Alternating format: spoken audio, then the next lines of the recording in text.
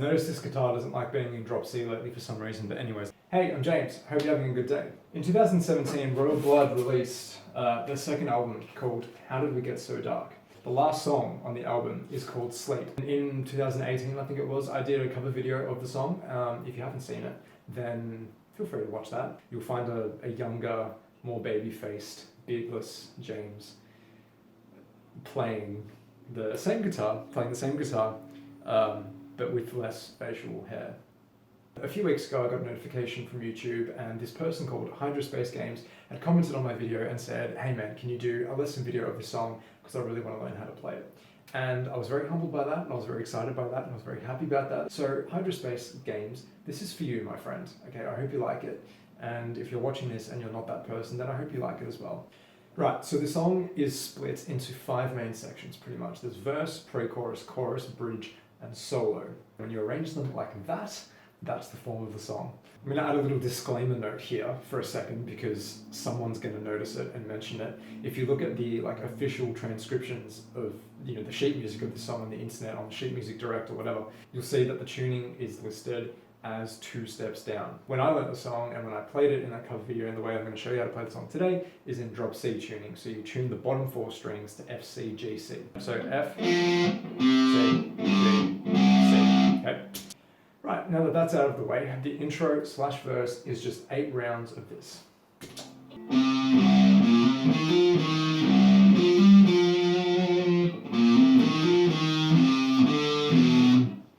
That's it. Does it 8 times around until roughly the 50-second mark, I think. Hey, so as I edit through this video, I realized that I might have flown through this section a little bit too quickly, so I'm going to take a step back and just add a few extra points. You only need your first and your third finger for this section, okay? So you're mostly hanging around the 3rd position and the 5th position. If you're starting out and that's a bit too much of a stretch because the frets down here are the widest, then you can use your 1st and your 4th finger, but I'd encourage you to try and use your 1st and your 3rd to develop that strength and flexibility. So in this 3rd position, using your 1st finger on the 3rd fret and your 3rd finger on the 5th fret to play this. And then when you play this bit,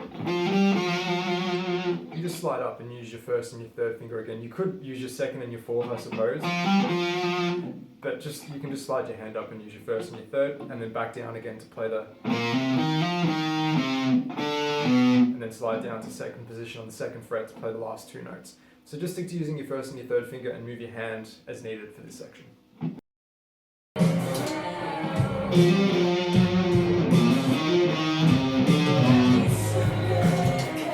Yeah, and then at the 50-second mark, the pre-chorus bit comes in, okay? Now this is a 4-bar section, okay? It's a 4-measure section. We can kind of split it into 2 groups of 2, okay? Because it's not, the 2 parts are 95% the same, it's just that the second one has a slight alteration at the end leading to the chorus, okay? Which is pretty cool. So this is how it goes. Sliding into I've seen videos of Mike Kerr playing this and he just plays that note straight up, but I tend to slide into it because it, I don't know, it just sounds better.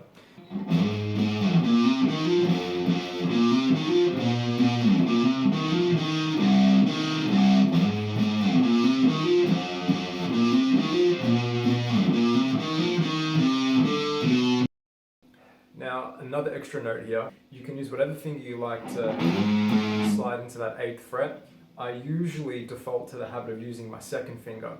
It would probably make a lot of sense if you can, and I do this sometimes, to use your pinky. And the reason for that is that if you slide up with your pinky, you then have to go back down to 3rd position to play the 3rd and the 5th fret, right? Because this section starts like this.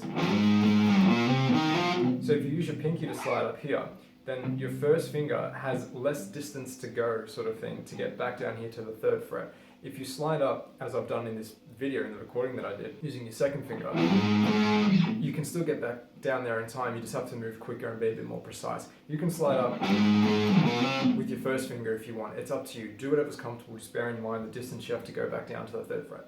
This is a similar case for the next part of the pre-chorus. So I'll just recap that it starts like this. That bass note change from the 8th fret down to the 5th fret, I describe that with my 2nd finger because after playing this bit, my second finger is sort of hovering there, as you can see. It's not doing anything, so it's ready to grab that note. If you want to stay strictly in line of like being in third position and having your first finger on the 3rd fret, second on the 4th, third on the 5th, and 4th on the 6th, you can do that, but that means that you'll then have to move your third finger very quickly to grab that bass note. Let me show you. So you can see it's still manageable, but after playing this, your second finger is hovering and it's ready to go, so you can just use that.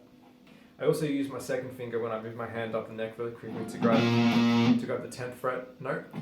I just find that I can be a bit more quick and precise and stable by using my second finger.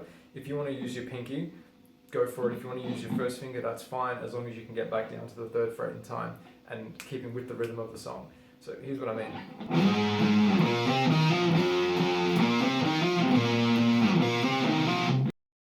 So you can see that those two parts were the same, except for the bit right at the end where instead of this, plays this, which is the same ending to that little motive section as in the verse, right? So there's a little bit of familiarity there that's carried over to the pre-chorus, just in time for the chorus to kick in. Now the chorus is a little bit similar to the pre-chorus in structure, right? Because we've got the main part that is then duplicated with a slight variation at the end to take us into the next section of the song, which is an interlude section, okay? So this is how the chorus is played.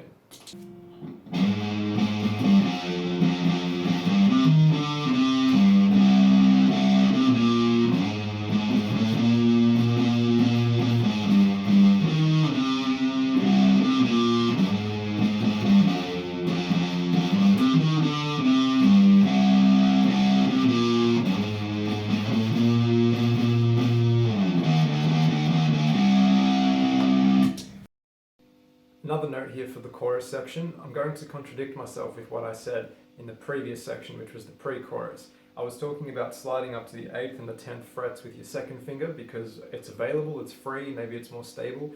In this case, I do start the chorus by sliding up to the 8th fret with my pinky. And the reason for this is that the notes that come immediately after that are the 7th fret and the 5th fret. So by sliding up with my pinky, those two fingers are already in the correct position, ready to go.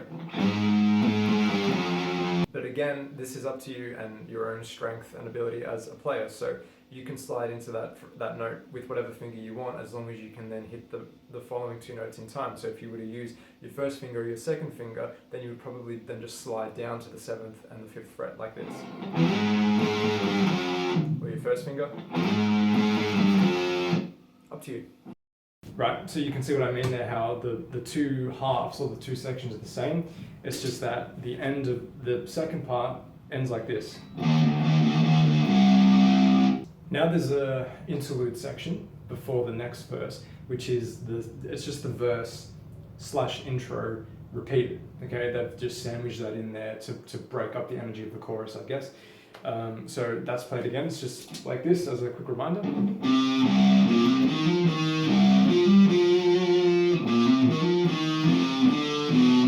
Okay, and then that just continues on into the next verse. The second verse is the exact same as the first verse. One quick thing that I'll add that I didn't mention before was that when it comes to that verse section, you can pick the notes separately if you want, but the way Mike Kerr plays it, the way I've played it, and you can hear the difference because the picking sound is a bit harsher. There we go. It's a bit harsher, right? So if I were to play...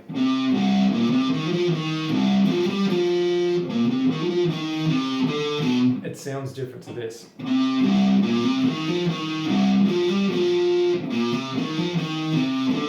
can hear the difference, particularly in this bit versus, yeah.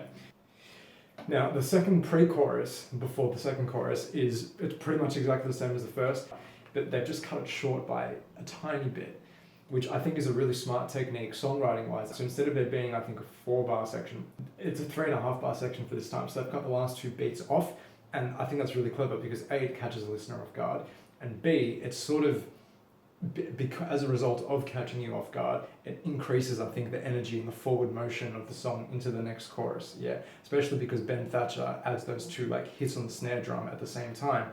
And the combination of those two things, I think, just sets up a really powerful chorus. So as a reminder, here's how the pre-chorus goes.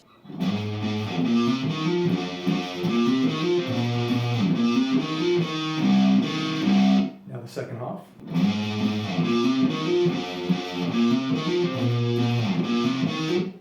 That's it, and then cut it off, and then they go slide straight into the chorus. The second chorus, exactly the same as the first, so just play that exactly the same.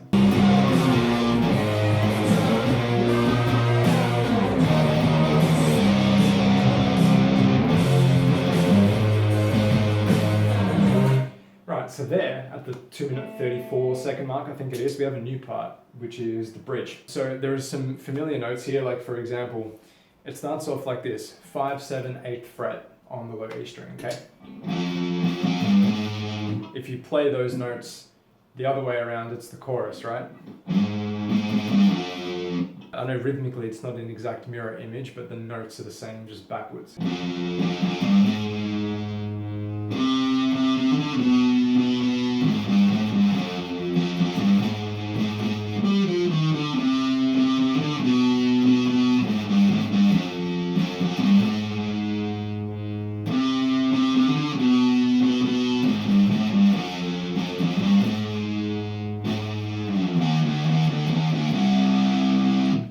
Ends in a very familiar way that we've seen before heading into the solo section. The only comment that I'm going to make about this bridge section now as an afterthought is that when it gets to this part here, I use my pinky and my third finger to play those notes, the 8th fret and the 7th fret. And the reason for that is after having played this, my pinky is the closest finger to the 8th fret. So I sort of just reach over and grab it, and then my third finger is there, so I use that to play the next note. But I understand that, especially if you might be starting out, you probably won't have as much independence between your third and your fourth finger yet. So if it's a bit of a struggle to play this by moving your pinky up because you just don't have that strength through here yet, then you can use your second and your third finger or your first and your second finger, same as the previous sections, as long as you can stay in time with the song and get to the next notes when you need to. So here's an example. Manageable. So it's up to you, you choose based on what you can do. Anyway, that's the last of my afterthought notes that I'd like to add in. Let's get back to the video.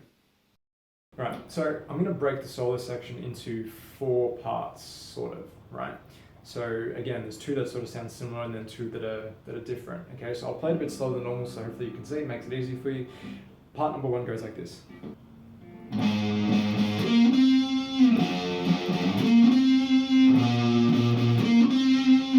Okay, so 8th fret, then 10 and 12 on the D string, okay, which is a C in this tuning. I like to use my first finger, my second, and then my pinky. We're jumping the, well, in normal tuning, what is the A string, okay? But if it's easier for you, I guess you could just play like first finger, and then slide up with your third. It's probably logistically easier, but it's up to you, okay? So after that, we change the bass note. We go from the 8th fret here, down to the 5, and then we play that again. And then we go up to the 10th fret, and play that again, okay? So the bass line's moving, but that is staying the same. Okay, and then from here we have this. Oh, there's an open note that he picks. Yeah, so the first section is broken up by that, and then we move up to the 17th fret on the D string in normal tuning, okay, which is a C string right now. 17th fret, and we bend it up, release it, and then pull it up to the pull it up to the 15th fret. Okay. Then we hit the 17th fret on the G string, which is an F right now, and then 15, 17 on the D string again. Yeah, so together it sounds like this. Okay, so I'm gonna play that together now.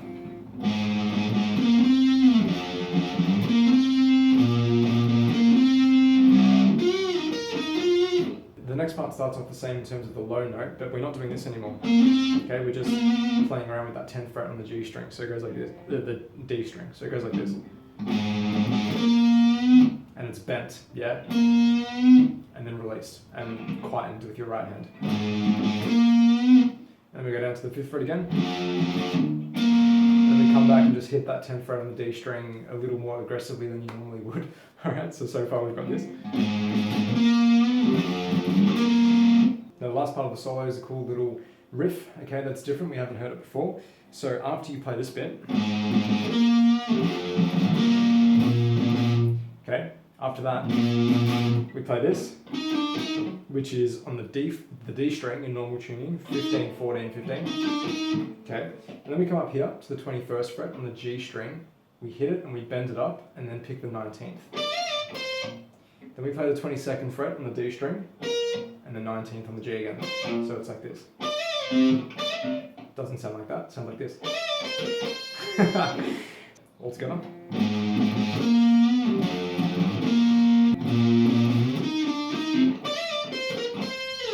Okay, I've got a 22 fret guitar here, but if you don't have 22 frets and you've only got 21 and you need to play it somewhere else, you could just play it an octave down. Okay, so that note that you're playing here in the current tuning, where the G string is actually an F and the D string is actually a C, that fret, the 21st fret, that's a D note, and then the 22nd fret on the D string is an A sharp. Okay, so you can play it an octave down or just play it somewhere else. So all together now, the solo sounds like this.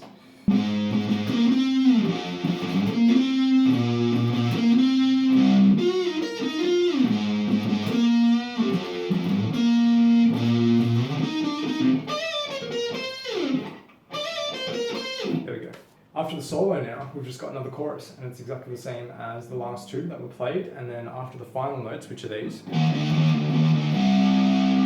that rings out, the drums quieten off, and Mike Kerr is just really softly singing the same lyrics as the first verse, while every now and then he just hits that open C on the guitar or bass. It's like,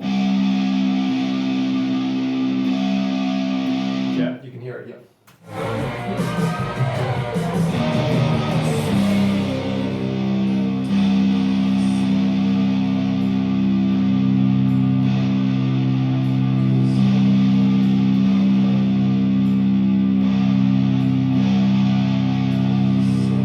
Pretty much it.